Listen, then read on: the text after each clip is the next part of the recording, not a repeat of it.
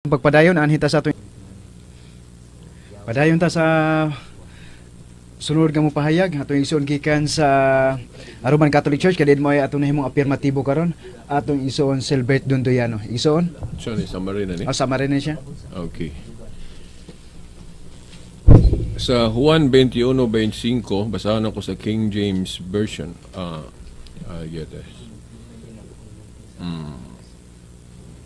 Sa King James Version. Unyo lang International Version. New International Version. Jesus did many other things as well. If every one of them were written down, I suppose that even the whole world would not have room for the books that would be written. Sa King James Version, katong wala na kuno masulat, yung should be written. Kinahanglan untang sulaton. Ano nga kung isyang gikutlo tungod kay mo ni usa sa atong gihimong basihan nga dili tanan kinahanglan basahon tanan litra por litra sa Biblia. Ya timan-an nato nga ang giingon ni Kristo nga tuhuan tanan nga ilang gitudlo. Unya naa may wala na masuwat. Katong ako galing gihimong example kaganina katong ganing gisuwat ni Kristo sa yuta katong doon na siya panuwat nga katong ila na untang batuon tong babaeng mananapaw. Oh? Kay balaod sa mga Hudiyo kung mananapaw ka, death sentence magyud ka, batuon ka hangtod mamatay. Ya si Kristo wa siya mo sugot nga tumanon tong ilang balaod kay ang gidala ni Kristo gugma man. Meaning dili ba malipay siya sa kamatayon sa usa ka makasasala. Ang iyang gusto nga sa dili pa unta mamatay ang tao mabag-o. Muna nga nisupak siya og death penalty na itong higayuna kay patyo naman unta siya. Unya naghimo siya og kanang argumento nga dili gyud makauna-huna ang mga Hudiyo nga gusto mo patay atong babae, makauna-huna sila nga makonsensya sila ba? Oh? Kay kung wala pa mangitag paagi si Kristo nga doon na siya isulti aron maulaw tong mga tawhana, siguro yung patay tong bayhana. Munang niingon siya, doon na pa to siya galigi suwat sa ubos sa yuta. Iyang gipanulat niya, di ra bagid mabasa sa Biblia kung siya gisulat ni Kristo dito. Di mabasa. Pero tinuod to kay si Kristo kay gisulat. Dayon ay din siya niingon, kinsa tong walay sala diha ninyo, mo'y muuna og bato niya ng babayhana. Kay mo maka na ibalaod ninyo. Death sentence maka ng mananapaw. Kinsa tong walay sala ninyo, mo'y muuna og bato aron mamatay ka ng babayhana. Pangutana, naabay ni punit og bato? Aron mo buno? Wala kay siguro sa kanang mga nagtuon aning Biblia, ang mga speculation o sa speculation, siguro ang gipanulat ni Kristo dito sa ubo, sa yuta, mga klase-klaseng sala sa mga tao, mga Hudiyo. Motong na konsensya sila, halam, ora ba nagsala na ko? Ngayon mas Kristo gud nga, kinsa tong walay sala diha ninyo, may mauna og bato anang babayhana. Di ba? So, mao na nganong ako nang gi-appeal diri sa atong kining summary tungod kay nagaywa na masuwat sa Biblia nga tinuod gihapon nga mo speculate na lang ta. Kay mga theologian mo speculate naman lang na siguro klase-klaseng sala to sa mga tao gipanulat ni Kristo dito, pero wa masuwat sa Biblia, wa magyud napati sa Biblia. Muna nga valid din ang speculation, labi nagtinuod pod. Unya ikaduhang punto sa 2 Tesalonica 2:15, ingon si San Pablo, barog kamo nga malig-on sa mga tradisyon nga among gikatudlo kaninyo, pinaagig wali nga gipaagi sa baba o sulat. Tanawa, di ba kung ato ning sabton, sayop yun ang gitudlo sa mga protestante nga sula eskriptura, kanabang only the word of God nga mingbot pasabot nga kana arang nasulat, what is written, sula eskriptura. kay mo contradict na sa gipahayag ni Paul. Kay dili man tanan nasulat na may gibinaba na lang kay wala masulat. Gani katong gisgutan na mo kaganina nga naabay apostol nga gatawag og Catholic o Roman Catholic sa iglesyang gitukod ni Kristo. Ako naman itong gipahayag gud nga sa record gud sa history, ang known o nailag yun nga tao nga klaro kaayong gagamit anang word nga Catholic, si Obispo Ignacio, ang disipulo ni Apostol Juan. Nakita na sa iyang sulat sa mga taga-Smyrnians. Pero sa kining pagduki-duki gyud pag-analyze sa situation, dili gali gyud ta ka objectively say kana man kasigurado gyud ba nga si Obispo Ignacio gyud may gauna na. Kay wa man pud siya mag-ingon sa iyang sulat nga siya mo'y nag-unaan ng pulunga. Sa ato pa, posible nga nakadungog na siya ana na gasulti niya, wa lang masulat pud ato mga tawhana. So, usa sa espekulasyon nga posibleng matinuod, posible pong dili nga tungod kay ang iyang teacher si San Juan man. Nya, disipulo man siya ni San Juan. Siguro na nalitok na ni San Juan niya.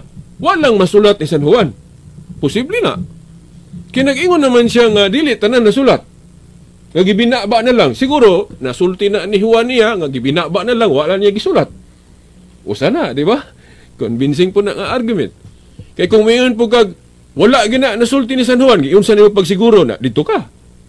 Di ba? Tingali, o kung inabugaduhon ba nga pagbalansi ba, both speculation. Kung mayon mi nga tingali nalitok na ni San Juan, wa lang niya masuwat. Dito na nasuwat ni sa iyang disipulo nga si Ignacio. Speculation lang na. Ug moingon po ka nga, wala. Speculation gihapon kay tuaday ka dito. Yun sa nimo pagsiguro nga wala gyud na litukan ni San Juan. Nga wala man ka dito.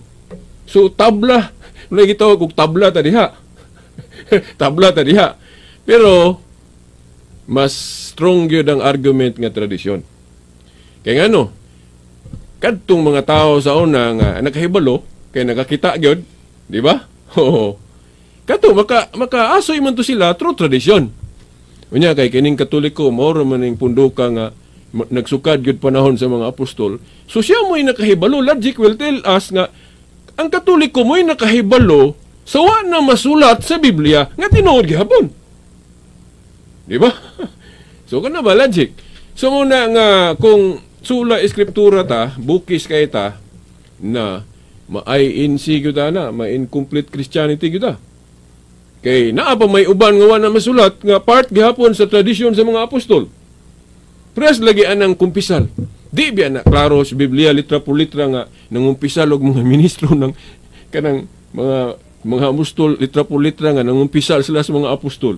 Pero naay basis nganong himuo na sa mga sakop. Agi anang Juan 20:19-23 nga ang mga ministro sa Dios gitagaag authority sa pagpamasaylo og sala. Klaro kay na. Bisan kinsang sala nga inyong pasayloon, ginapasaylo kini. Ang dili ninyo pasayloon, dili usab pasayloon. Nya unsaon man na pag-react sa mga sakop nga makadungog ana? Ay mo adto tas mga apostol mangumpisal dita kay gitagaan ra ba sila gahom sa pagpamasaylo og sala.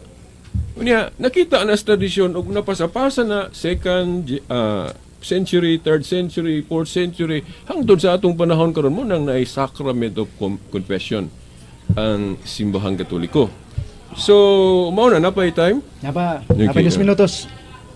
Then katong issue ka ganina nga wala may mabasa sa Biblia nga gitawag sa mga apostol o Roman Catholic Church ang gitukod ni Kristo. Ang tubag mao nga kay ngano gitudlo pud na sa Katoliko nga mabasa na, no? Actually wala na gitudlo sa simbahang Katoliko kay ang pagtawag og Roman Catholic Church sa simbahan nga gitukod ni Kristo uwahin naman adto mang First Vatican Council 1870. Ibutangan siya description pagpahibalo nga kining simbahan na Catholic yun, Apostolic yun kay nagsukad sa mga apostol. Roman tungod kay ang sentro na sa Roma. Mao na og biblical po ng pagbutang og description. Nasa Jeremias 31:21. Nag-ingon si Jeremias, butangig mga description o mga ilhanan ang dalan. Kinsa man ang dalan sa atong pagtuo si Jesus Christ. Unya ang iyang iglesia, iyang lawas matud pa ni Pablo. So butangan daig description ng iyang lawas but pasabot ang iglesia. O gituman na sa mga obispo. Kay naman sa Biblia, mo nang gibutangan og Catholic, Apostolic, Roman. Oh. So biblical na nya naay authority ang mga apostol ana nga napanunod pod sa mga obispo. Pinagi sa apostolic succession kay tingali mo ingon ang uban mga apostol ra may gitagaag authority ni Jesus Christ o may labot na inyong mga obispo. Oh, kung walay successor ang mga apostol, mahimong sakto ka. Pero naa sa buhat 1:20 ang katungdanan kuno kung mabakante dunay mupuli. Sa ato pa kung mabakante ang katungdanan sa mga apostol, naa sila'y successor. Nya kung atong basahon ng buhat 1:20 ang laing term nga gigamit anang katungdanan sa mga apostol sa King James Version, bishopric, karaan sa English bishopric nga kung imubo nato bishop. So sa history ang successor sa mga apostol gitawag og bishop, mga bishop. Oh, then sila nay nagbutang og description. Sa pangutana nga asa man sila gikan og authority gikan sa mga apostol. 60 segundos Igsoon. Kay ang authority sa mga apostol mapasa man silang mga sumusunod pareha sa authority sa presidente kinsay presidente nga maguna ug ang magsunod mapasa pud sa iyang successor ang iyang authority. Nya kay mga obispo man ang nakadawat o na ini-succeed sa authority sa mga apostol mo nang mutuutas sa mga obispo. Ug ang mga obispo nag-ingon ni atong First Vatican Council mao ni atong conciliar description of the church. One Holy Catholic Apostolic Roman Church. Mutuota kay mo may giingon sa Biblia nga ang inyong idili diri syuta idili sa langit ang inyong itugot. Mateo 18:18. Daghang salamat. Okay, daghang salamat sa summary rebuttal sa atong ison nga maoy nag-apirma karon sa ato ang proposisyon nga o tema nga atong ipinag-usahan, the identity of the true church. Atong ison gikan sa Roman Catholic Church, Catholic Faith Defender Silbert Dondoyano. Okay, daghang salamat mga igsuono sa mga nagpamati sa ginahangtod karon sa mga naabot sa ato ang programa sangka sa kamatuoran. Karon mga ison anhiw nata sa atong mga ison nga naka-view sa ato ang programa sa atong ison Ilmo Ular Rio Halandoni. Daghang salamat ison. Ug usab diha sa ato ang ison happy birthday Mama Mary sa ato ang ison Ilmo Ular Rio Halandoni. Okay. Ug usab sa ato ang ison Irapata 136 kay gihugma sa Dios ang kalibutan. Ngatong diha anak gihatan niya ang mabugtong anak aron tanang mosalig kaniya dili malaglag kun dili makabaton sa kinabuhing dayon. Dahil laygon ang Dios nga diha sa iyang kaugalingong bagong ngalan Santo Papa Paulino ug sa mura agapay. Ug karon mga igsoon sisuwa naman ta igong oras daghang kay salamat sa pagpamati pagpaminaw. Sa ngalan lang sa atong radio manager di Sir Edgar Dagumo ug sa atong technician na sa Pikas Lawak atong igsoon diha ni Sir Expedito Takis Ilumba kini yung bus nga igsoon Jerry Mugawa rod siya ang pulong sa Dios 7:21 sa basahon ni Apostol San Mateo. Dili ang tanan magaing kanako Ginoo makasulod sa harian sa langit kun dili katulaman nagatuman sa kabubuton sa kumahan nga naa sa langit maayong hapon ug dalaygon ang atong Dios. Tatak RMN